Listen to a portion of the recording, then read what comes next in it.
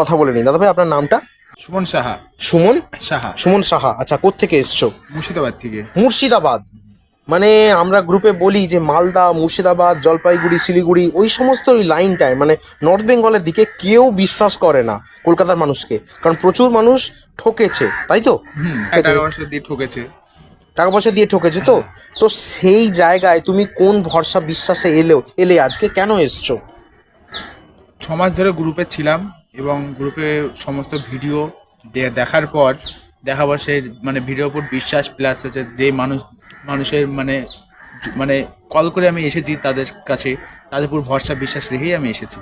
আচ্ছা আচ্ছা, মানে তুমি গ্রুপ থেকে নিজে থেকে সমস্ত কিছু দেখে শুনে পড়ে বুঝে এসছো? হ্যাঁ। তুমি যেখানে এসছো সজ্ঞানে স্বেচ্ছায় ভালোবেসে এসছো, হ্যাঁ। না কেউ জোর করে ফোন করে ডেকেছে চলে আসো আজকে? কেউ জোর করে আমাকে ডাকেনি এবং কেউ আমাকে ফোন করে বারবার বলেনি যে আসো আসো বলে, আমি নিজে স্বেচ্ছায় সজ্ঞানে এসেছি। সজ্ঞানে